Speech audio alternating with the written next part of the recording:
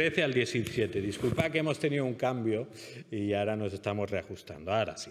Santiago 4, del 13 al 17.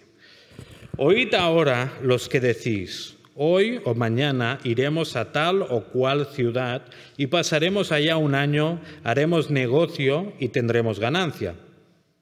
Sin embargo, no sabéis cómo será vuestra vida mañana. Solo sois un vapor que aparece por un poco de tiempo y luego se desvanece. Más bien deberíais decir: si el Señor quiere, viviremos y haremos esto o aquello. Pero ahora os jactáis en vuestra arrogancia. Toda jactancia semejante es mala. A aquel, pues, que sabe hacer lo bueno y no lo hace, le es pecado.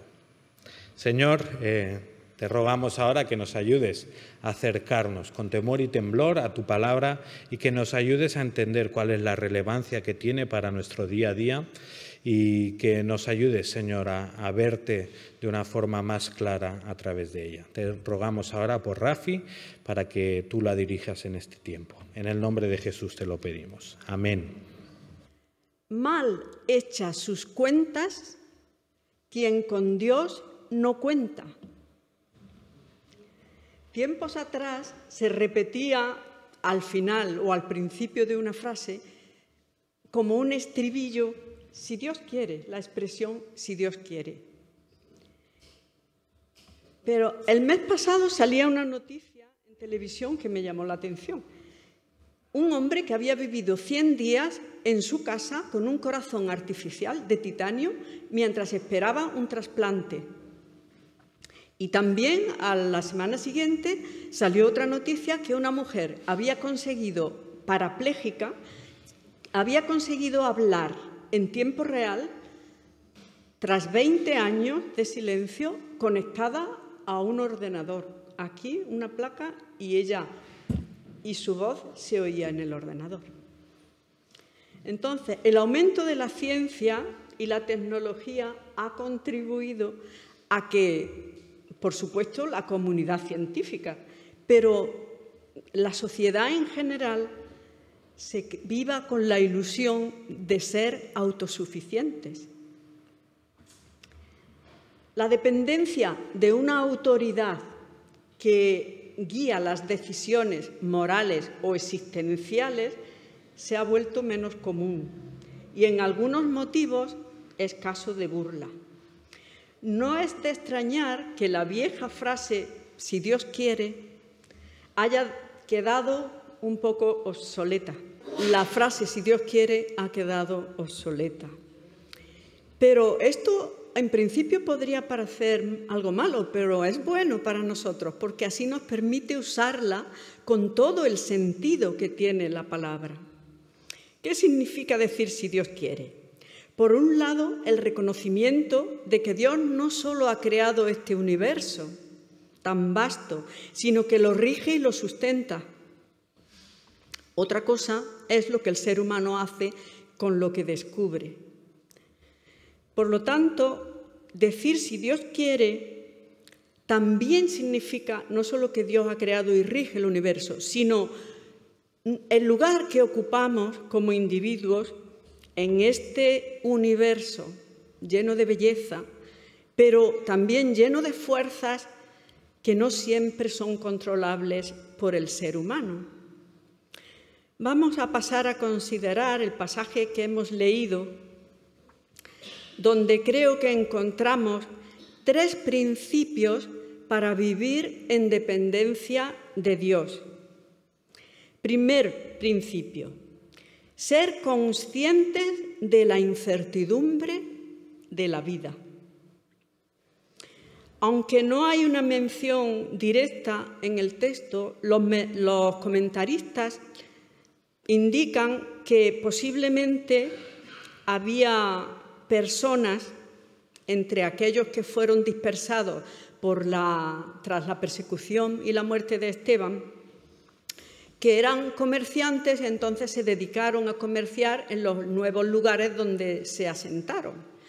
Posiblemente eran personas con capacidad económica y tenían experiencia en el comercio Entonces presumiblemente, buscarían ofrecer productos que ellos conocían, pero que no eran tan usuales en los lugares donde se habían establecido. Si lo hubieran hecho así, con un buen ojo comercial, habrían tenido pingües ganancias. No hay nada malo en prosperar en los negocios, por supuesto, pero lo único malo es que el éxito que habían tenido se les había subido a la cabeza, hasta el punto de creerse autosuficientes. Hoy iremos aquí y allí, mañana haremos y esto y lo otro, compraremos. Ese era el problema. En su mente no cabía la idea de que alguien o algo pudiera transformar o estorbar sus planes. Santiago intenta convencer al negociante que le estaba hablando de lo insensato de depender del poder o de las riquezas, porque no sabe qué será de él o qué pasará el día de mañana, o cuán duradera será el paso por esta vida, que puede evaporarse como la neblina. Cuando pensaba en esto, me vino a la mente una conversación con una mujer en Alcalá, en mi pueblo, que por alguna razón había salido este tema de hacer algo y alguien dijo, no sé si sería yo, posiblemente, porque yo lo digo pero con conciencia, de, bueno, si Dios quiere, porque no sabemos. Y dice ella, que me lo digan a mí, que mi marido se estaba enterrando el día que teníamos que haber cogido un vuelo para ir de vacaciones, no sé dónde, no me acuerdo. Quizá pensamos que nosotros, como no somos comerciantes ricos, no corremos el peligro de creernos autosuficientes. Pero en un mundo que valora precisamente eso, la independencia y la autosuficiencia, es fácil caer en la trampa de que podemos hacerlo todo por nosotros mismos, por nuestras fuerzas. Y este pensamiento, el peligro de este pensamiento es que nos llevaría a confiar demasiado en nosotros mismos, en nuestras propias habilidades, en nuestros recursos, olvidando que todo lo que tenemos y somos proviene de Dios, que nada tenemos ni somos que no hayamos recibido. Y también esta sensación, este sentimiento dejaría muy debilitado o casi inexistente el sentimiento de gratitud que debe caracterizarnos, que debe abundar en nosotros. Primer principio para vivir en dependencia de Dios, ser conscientes de la incertidumbre de la vida. Segundo principio, entregar nuestros planes en sus manos. Vivimos en un mundo donde la planificación es esencial y hacemos planes para nuestra educación, para la familia, para la carrera, para los viajes, para el futuro en general. Y no hay nada malo en hacer planes. Es más, es necesario hacer planes. Pero lo malo es hacerlos sin contar con que Dios, sin que nos pase por la mente siquiera, con que Dios puede intervenir porque Él tiene sus propios planes para nosotros, para nuestra vida o incluso para este mundo. Ya nos ocurrió en la pandemia, muchos planes se torcieron, se quedaron. ¿Y qué decir del apagón que hemos sufrido como país el lunes? No sabéis lo que será el día de mañana, dice Santiago. Abel y yo veníamos de viaje del sur hasta Andalucía el día del apagón. Paramos en Manzanares porque ahí es donde tenemos que llenar el depósito que nos permite llegar hasta aquí, hasta casa. Llegamos a Manzanares, no era posible, no podían servir gasolina. Dijeron otro pueblo, fuimos a una segunda gasolinera, ahí tampoco se podía. Llegamos a una tercera gasolinera, que pensábamos, ahí tampoco. Y dice Abel, de aquí ya no nos podemos mover. Estábamos ahí con unos cuantos coches y un motorista vino, que supongo que había ido de ahí mismo, vino, entró y nos dijo que en una gasolinera en otro pueblo sí podían servir gasolina y que iban las tarjetas. Entonces teníamos que retroceder 30 kilómetros sin saber que nos íbamos a encontrar, pero fuimos. Cuando llegamos, una cola de unos 40 coches o más, orando al Señor en el coche, Señor, tú, porque no llevábamos dinero en efectivo, no podíamos, aquí en el coche tendríamos que dormir. Bueno, cuando ya estamos a punto de llegar, había dos colas, una de tarjetas y otra de efectivo. Nosotros, que estábamos en la de efectivo, no teníamos, nos pasamos a la de tarjeta. Cuando nos faltaban dos coches delante, sale el empleado y dice, lo siento mucho, pero ha dejado de funcionar, ahora ya no se puede, el pago con tarjeta, estas máquinas ya no se pueden usar. Ahora mirando la otra cola, esperando que nos dejaran introducirnos en el lugar que estábamos. Y nos dejaron. Y yo, ya fuera del coche, así, haciendo así y hablando en voz alta, ¿y ahora qué vamos a hacer? No tenemos efectivo para pagar en efectivo. ¿Qué vamos a hacer? Y allí un hombre que había estado vigilando que no se colaran otros coches que se querían colar, dice, ¿cómo que no tienen efectivo? Echa mano a su bolsillo, saca su cartera, 50 euros que me dio. Un inmigrante marroquí que no nos conocía de nada ni sabía. Y yo dije, puede estar seguro de que se lo devolveremos. Y muchas gracias. Lo que el Señor puede hacer y lo que Él, a quién puede usar. Pero eso es una muestra más de que Él está al control. Y una de las razones por las que nos estresamos es por tratar de controlar las cosas que no podemos controlar. Nosotros estábamos ahí llenos de estrés a tope, de más no. Pero el Señor estaba al control. Y intentamos controlar muchas cosas en nuestra vida. Intentamos controlar a nuestro cónyuge, a nuestros hijos, controlar nuestro trabajo, cuando me enfermo o no, si me caigo o no me caigo, si mañana podré usar cualquiera de mis electrodomésticos o ninguno, y mucho menos el futuro. Tratar de tener el control sobre estas y otras cosas es como jugar a ser Dios y nos produce un conflicto interno que nos agota. Nos agota y nos inflama y nos llena de dolores, nos diría Esther. Dejar el control en las manos del Señor no es algo que hacemos una vez al año, después de Año Nuevo. Ya pongo este año en tus manos, Señor.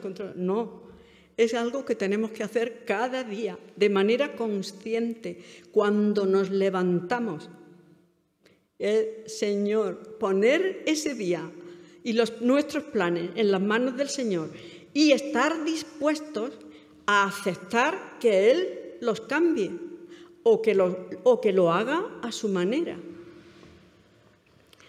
Soltar las riendas es más difícil para unas personas que para otras. Pero el alivio al estrés comienza cuando somos capaces de decir, Señor, te cedo el control, porque solo tú puedes hacer las cosas que yo no puedo. Y sabes lo que es mejor para mí. El Señor puede darnos dinero en una gasolinera para repostar, algo que no podíamos hacer, porque ni sacar de un cajero. Primer principio para vivir en dependencia de Dios, tener presente que la vida es frágil e incierta. Segundo principio, entregar nuestros planes en sus manos. Tercer principio, evitar la jactancia y la soberbia. Pero ahora os jactáis en vuestras soberbias. Las dos palabras, soberbia y jactancia, hablan de un exceso de orgullo, pero de orgullo y una opinión exagerada de nosotros mismos. La soberbia se refiere más a un sentimiento interno de creernos de superioridad respecto a otros, y la jactancia es poner en voz alta ese sentimiento interno que tenemos de superioridad y de desprecio a los demás. El comentario bíblico Mundo Hispano nos dice que la expresión que se traduce por soberbias en el original está en plural y significa, cito textualmente, una charla ostentosa y vacía, una seguridad insolente que confía solo en sus propios recursos y que desprecia y viola las leyes divinas y los derechos de los demás. Una presunción impía y vanidosa que confía en la supuesta estabilidad de las cosas terrenales. Es decir, esta palabra en el original incluye el sentido y el significado de ambas palabras. La palabra de Dios deja muy claro que un creyente no debería dar lugar a la jactancia. Pablo, cuando habla en un pasaje de jactarse un poco, luego dice, lo que digo, lo digo no como lo diría el Señor, sino como en insensatez. En esta confianza de gloriarme es una insensatez hacer eso. Es decir, alardear de nuestros logros es totalmente incompatible con cómo actuaría el Señor Jesús. No es algo de ninguna manera que Él haría. O como dice Juan en su primera epístola, la vanagloria de la vida no proviene del Padre, sino del mundo. En primera de Juan 2:16. Claro, quizá nosotros, como no somos estos empresarios exitosos y además somos buenos creyentes, muy buenos, nos cuidaremos muy mucho de jactarnos, de expresar en voz alta el sentimiento interno de superioridad y el menosprecio que eso implica de otros. Pero, ¿cuál es mi actitud interior? ¿Estoy en peligro de jactarme de alguna cosa? De mi linaje, es que mi bisabuelo era conde de no sé qué, no sé cuánto. De mi nacionalidad, es que yo soy europea. O yo soy catalana, no soy andaluza. O de el atractivo físico,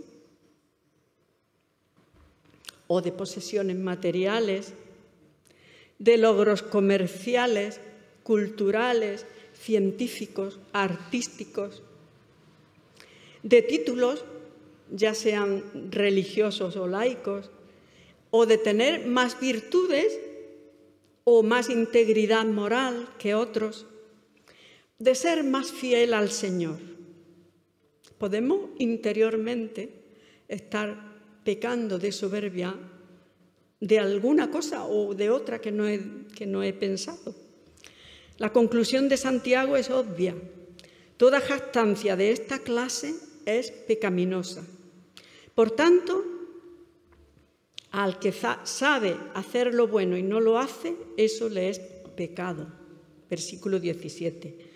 Muchos comentaristas lo tratan como un versículo aparte, pero lo más lógico es que el mandamiento pretenda corregir la actitud de soberbia y jactancia que estaban mostrando algunas personas a los que él está hablando.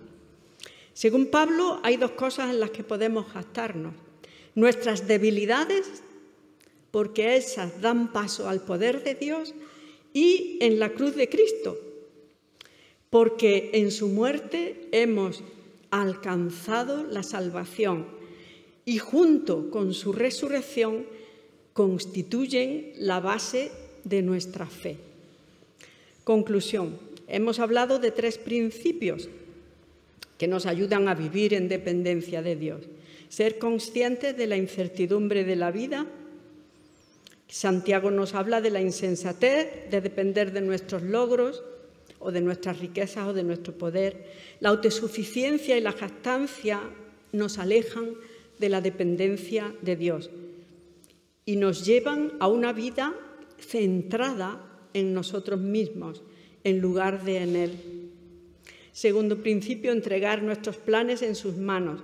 Cuando aceptamos que nuestra vida, en todos los sentidos, está en la palma de su mano y le entregamos nuestros planes, estando abiertos a que Él los cambie, somos liberados de la carga que supone intentar solucionar las cosas por nosotros mismos.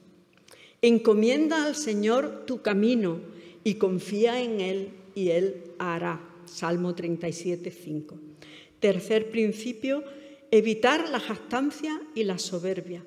Santiago predica en contra de caer en la soberbia y la jactancia de lo terrenal, enfocándonos exclusivamente en nosotros y menospreciando a otros. Porque, ¿quién te distingue? ¿Qué tienes que no recibiste? Y si lo recibiste, ¿por qué te jactas como si no lo hubieras recibido? Primera de Corintios 4, 7. Hermanos, ya que sabemos hacer lo bueno, enfoquémonos en hacerlo con la ayuda del Señor. Amén. Gracias, Rafi, por este mensaje que habría tenido que predicarse la semana pasada, el viernes pasado, pero justo Rafi no pudo. Y esta semana le tocaba a Rebeca, y justo Rebeca no pudo predicar este viernes.